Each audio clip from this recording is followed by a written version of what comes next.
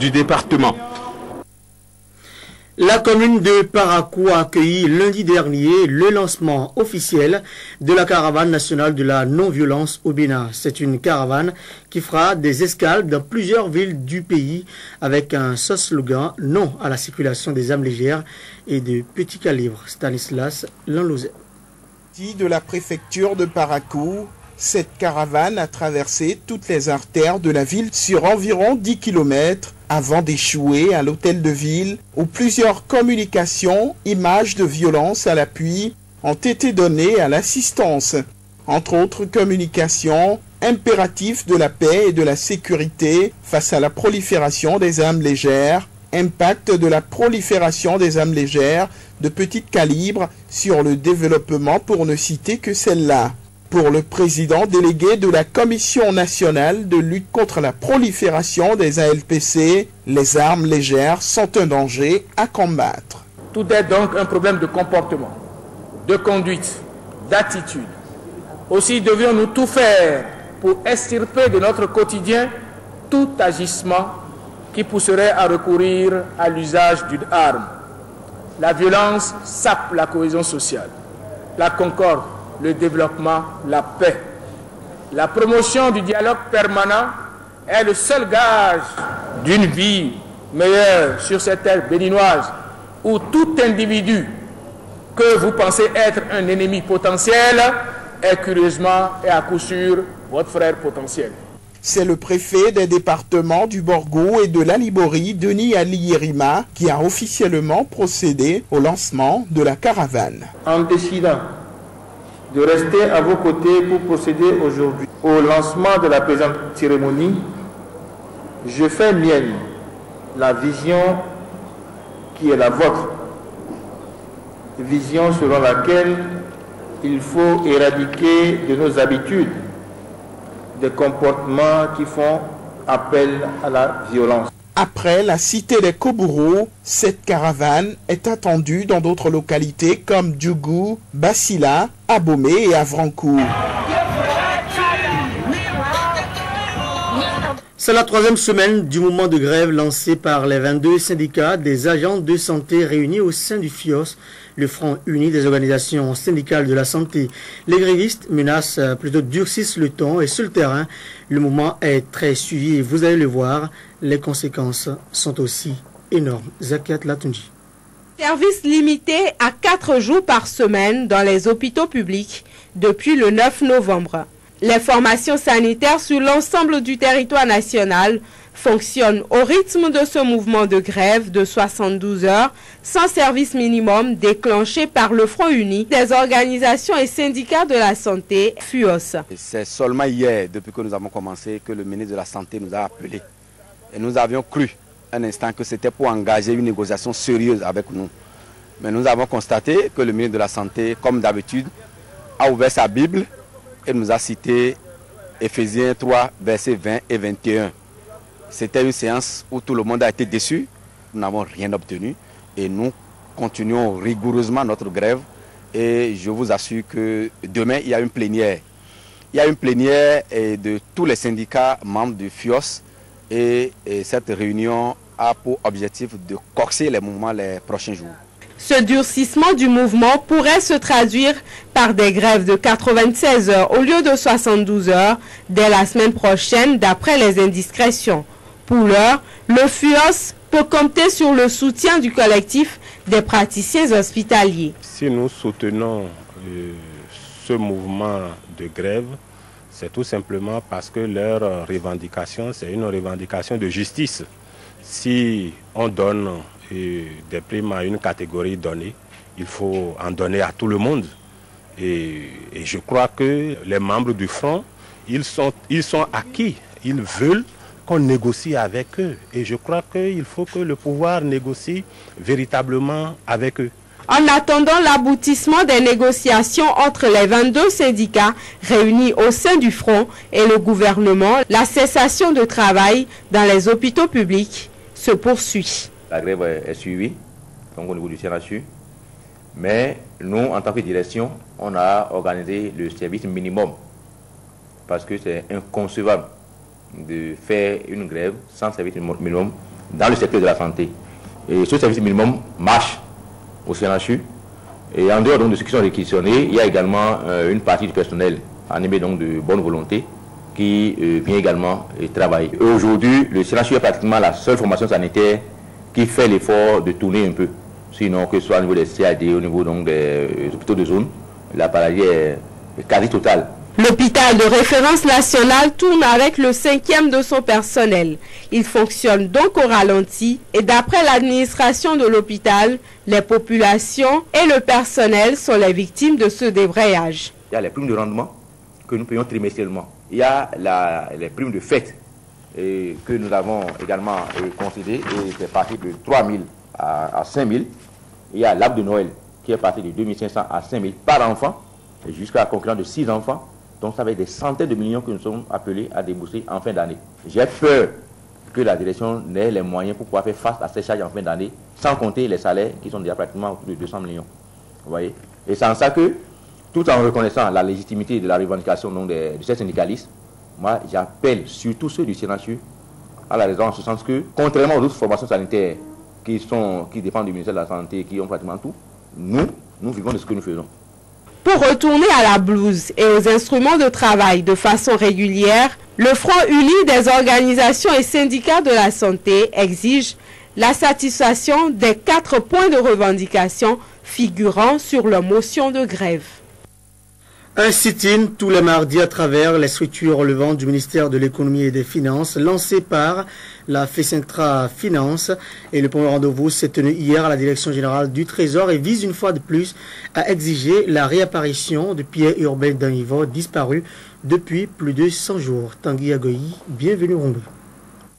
À la direction générale du Trésor, les guichets sont restés fermés mardi matin. L'outil de travail a curieusement changé de nature ici et les nombreux usagers en quête de service sont abandonnés, venus pour la plupart pour la fin du mois. Je suis venu pour percevoir mon salaire. Ils ont fermé les guichets. Ils ont dit d'attendre à 15 heures. Pourquoi vous restez, vous êtes loin d'ici? J'ai quitté Porte-Nouveau. Dehors, le sit-in a déjà commencé. Un singulier concert devenu hebdomadaire et itinérant, suivant la nouvelle option de la Fédération des syndicats des travailleurs du ministère de l'économie et des finances pour exiger la réapparition de leur collègue Pierre Danivo, disparu depuis une centaine de jours déjà. La mobilisation de ses congénères au lendemain de cette disparition n'a visiblement pas encore faibli. Nous l'avons dit, nous verrons clair et nous irons jusqu'au bout. Et toute la vérité, rien que la vérité, nous ne nous laisserons pas distraire, nous ne nous laisserons pas intimider. Ce que nous sommes en train de demander, c'est que Pierre Danivo, s'il est quelque part, qu'on nous le retourne. À cette exigence traditionnelle qu'est la réapparition de Danivo en état physique et moral complet, la motion de grève du jour mêle d'autres d'ordre matériel. La solution urgente et définitive à l'organisation des examens et concours professionnels avant le 30 novembre 2010, la parution des décrets portant statut des comptables publics et leur cautionnement avant le 30 novembre 2010.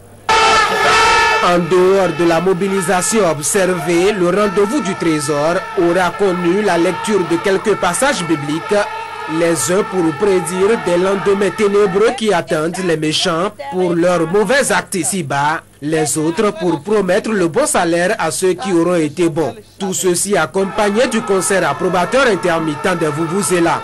C'est à qui il soufflerait le mieux dans un charme qui confère à l'instrument une autre utilité loin de son pays natal.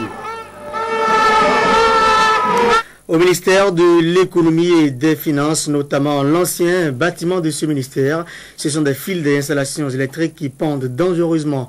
Un projet initié depuis 2008 pour réhabiliter ce bâtiment et qui est arrivé à son terme n'a pas pris en compte tous les niveaux. Conséquence, les travailleurs vivent dans la hantise constante d'une électrocution. Constat de Tanguy Agoyi. Le plafond d'un des bâtiments du ministère de l'économie et des finances dénudé et découvrant des fils électriques pourtant continuellement sous tension. Le risque d'électrocution encouru au quotidien par les travailleurs est bien là et vient en rajouter à la peur ambiante installée depuis la disparition d'un des cadres de ce ministère. Aujourd'hui, c'est la peur dans cette maison. La peur d'être enlevé, la peur d'être électrocuté. C'est ce qu'on vit avec même les usagers qui viennent de la maison. Mais c'est horrible la situation. Vous avez vu les flics qui se trouvent devant ma porte? Le jour où il aura l'étincelle, je n'ai pas d'autres issues que la porte là.